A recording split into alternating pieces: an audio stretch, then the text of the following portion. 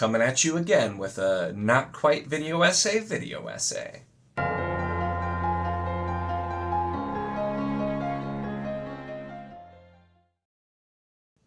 Hello and welcome to my channel. In this video, I'm going to be trying out the whole kind of video essay thing again, where it's probably not nearly as polished just like the people who are really great at video essays, but it's just going to be me kind of discussing a topic from the Wars of Light and Shadow series by Janny Wurts that I find very interesting and that I've thought a lot about as I've gone through the series, and so I wanted to kind of chat here with you.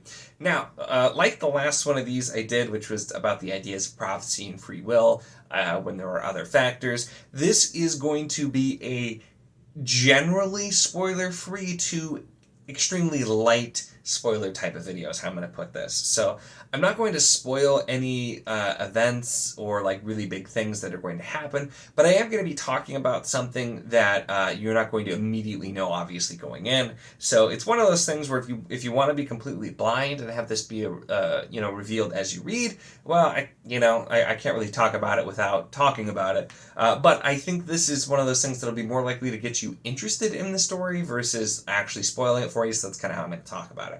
Now, pretty much everything I'm going to say is also things that are that you're going to know and that you're going to find out about in the first book, The Curse of the Mistwraith. So I'm not going to be talking about things later. There is a lot more I could add to this topic if I was doing a spoiler video and going into later books and citing more examples and that sort of thing, but I'm going to keep it pretty general here so that you don't have to read the whole series. I think if you've read Curse of the Mistwraith, you might get a little bit more out of this, but if you haven't and you're interested to find out some more about the book before you start, then this will hopefully still be a helpful video to you. But with no more preamble, let's jump in, because what I want to talk about is how in the Wars of Light and Shadow we have the difference between the town-born and the clan-born, kind of talking about what they are and some of the history around it, history being before the first book. So once again, things you're going to find out about as you start. So, one of the really interesting things about this series to me that you find out in the first book is once again the difference between the town and the clans, because we find out that Aethra did have high kings, and at some point hundreds of years in the past, the townspeople basically overthrew the royalty. There was a big rebellion. All of these things happened, and so now the towns are run by mayors, and those of royal lineage are kind of like outcast into the wilds where they live, and its relations are still very tense. Depends, where you are, and not every kingdom was completely overthrown, but in the kingdoms that are run by the towns, the people who are part of the clans and part of like that royal side are often even hunted. There are headhunters who go and collect scalps for bounties, and so it's like things are very, very rough with it as well. And so that's something that's important, and it's revealed very early on in the first book, like I said, what that's going on. You kind of get a cool way of it being revealed, and I'm not going to specifically mention it because it's interesting, but you see that. And so when we have our two main characters, Arathon and Lysair, the princes, and they're coming from Dax and Elar, where that was not the case, and they're onto Aethra where that is the case, that automatically is going to create some tension for them as well. And so it's just not what you would expect. You think of fantasy, and you think of the time period this feels like it's in, and you think of all of that, and of course you're going to think like, oh yeah, it's the royals, and this involves two princes, and so this is where even really early on, the story doesn't go where you think it's going to go, and it's not actually this, tropey good versus evil type of thing that you'd see right off the bat. And Wurts is a master of turning everything you think is going to go a certain way, or every trope, on its head, and really just expanding and doing more with it. But what I want to talk more about is the differences between the towns and the clans, why it's so interesting, and why a lot of it does actually make sense. And so it is a lot more complicated than it's just like, it was the kingdoms and the people rose up in revolt and overthrew them, because on Aethra, the royalty and the kings and the clans, there's a lot more that goes into that than just being royal. it does end up playing in with the magic system of the world, with about the world in general, and so there are some really important things there. And I'm not going to get into that because I don't want to specifically talk about that in detail, so I'm going to be very vague here, just to give you a general idea. But the royal lineage is part of what their responsibility to the land itself is to basically keep the free wilds safe and to make sure that they stay there. And this is in the land and trust of the Paravians, which were the ancient inhabitants of Aethra and who have not been seen in hundreds of years either. And so this was their responsibility, and that's part of it. But the problem with that is that means they're telling a bunch of people and merchants that, no, you can't expand. You can't go cut down this forest. You can't just build a road wherever you want to go. There are all of these rules that you have to follow. And so when you see that, it actually, you can find a lot of parallels with that in our world as well, where expansion does not usually mix very well with conservation. And so even though it's a much deeper story in this series, those kind of ideas, and you can really see why it's gone the way that it has. And the other part of it too is it's not like there's a lot of understanding between the townspeople and the people of royal lineage with their duties and with what they really do for the world. The regular people don't understand, and it's not really being shared with them either, what really is going on. They're just like, hey, we want to do what we want to do and you're not letting us, and that's kind of all that they see. And so it's also really easy to see how you could have this disconnect because you're just seeing this as tyranny when there are reasons for what the royals were doing and for the way that things worked, and it's just something that's not necessarily known to the common people as well. But the interesting thing, and this is something that comes from one of the short stories that I'm going to talk about here. It does, though. It comes from the Gallant, which is, I did a video on that as well, which I'll link. But that is, you don't really need to have read any of the series to read that one. Does take place before, and you'll get a little more out of it if you read the first book. But that's where I'm not really considering this a spoiler because it's something that's from a novella that doesn't spoil the rest of the series at all. But in that you see even some of the people who are of the royal lineages at that time still in power don't really understand what the people of the clans of the same lineages, those people who are actually out in the wilds and who are living, out in the forests and in the woods and playing their roles, even them, like the people out there might look down on the people who are in the towns, like, oh, you're a comfortable town-born, and the people there, even though if they're, on the same side, part of the same group technically, might look at those people as barbarians. And so it's really easy to see when even the same groups can have that kind of enmity or misunderstanding there, how the ordinary regular people would also really see that. And it's such an interesting take as well because, usually in a fantasy story, it's either, there's just the kingdoms in place and that's the way it is. And, especially a story with where it's princes, you'd think yeah, the kingdoms are in place. They're going to go, they have to go on their quest and fight the dragon or whatever, that kind of thing. You'd expect something like that.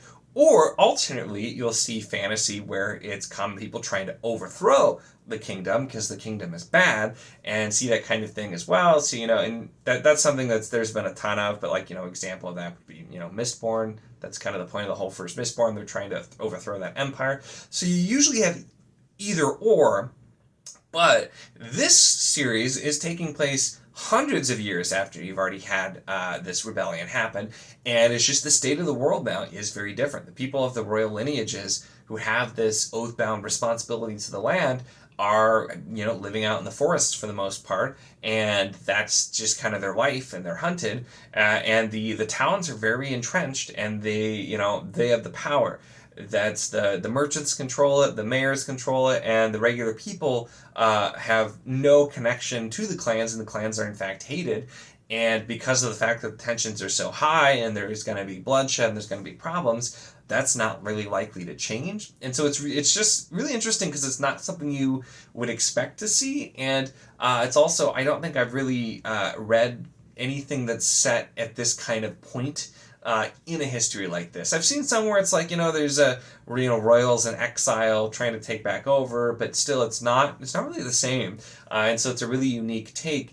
And it's, like I said, something I find fascinating because it's easy to think one side is completely right or one side is completely wrong.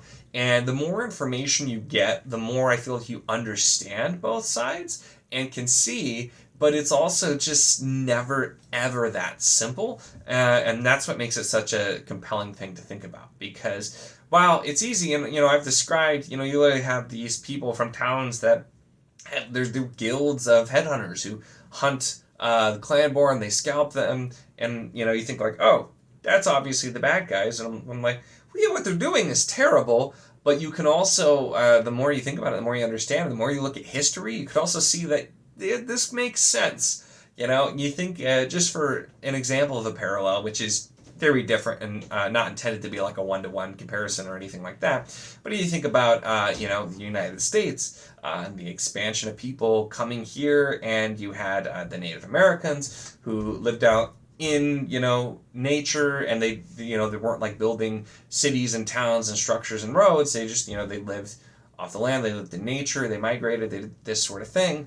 And while all of these colonizers coming and they're wanting to expand, and they're like, no, we're going to expand, and there's tensions. And so that's really different because, like I said, the people who are out there also were originally the people entrenched in, royal power.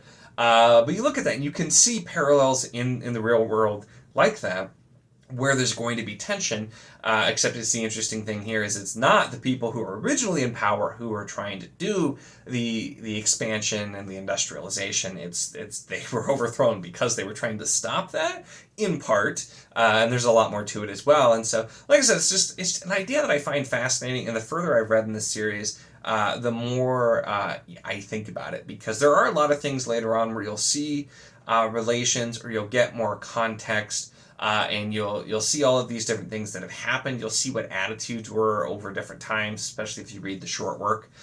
Most of the short work, I think all of the short work takes place before the main series. And so some of it you do need to be further in the series before you read it. But it gives you some context there as to what things were like in the past and how things were. And that lets you really think about more of how things turned out the way that they did. And also, of course, the series, time is passing in the series, and we're seeing things change before our eyes as well over time with how things are working. And so kind of looking at that full just chart of where it's going, where humanity is going, where these differences came from, and how they're continuing to be impacted. And it's just really interesting to look, if you're like me and really like digging into this kind of things. And so that's why I wanted to make this video kind of talking about it. I still find it just the whole idea that it's kind of on its head, where the royals were overthrown by the towns.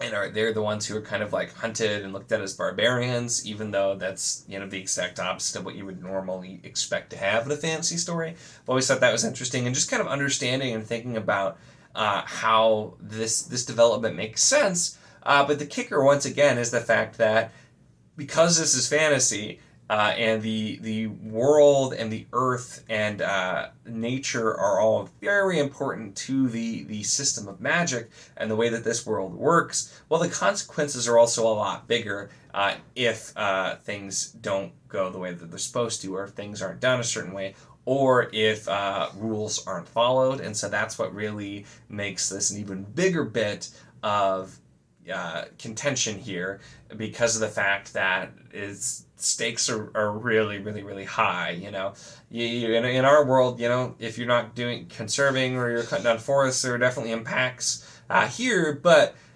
when that's all tied into like the magical forces of the world, things are a lot worse. So that's really kind of it on this one. I'm trying to keep this one from being super crazy long, but that's kind of some of the things I wanted to discuss, like I said, without going into deeper spoilers to continue talking about it. with the town versus the clan and the setup of this story. So I hope this was interesting to you. Definitely let me know your thoughts if you have, whether or not you've read any of the series, if this sounds interesting to you, or if you have your own observations because you have read some of the series. Definitely let me know. Always interested to have those conversations. Make sure to give the video a like if you enjoyed it. Check the link in the description, as always, for the Wizardly Enclave Discord if you want to chat books, whether Wurts of Light and Shadow, any books, really anything at all. It's a lot of fun and we'd love to have you. And of course, if you enjoy my content, make sure to subscribe.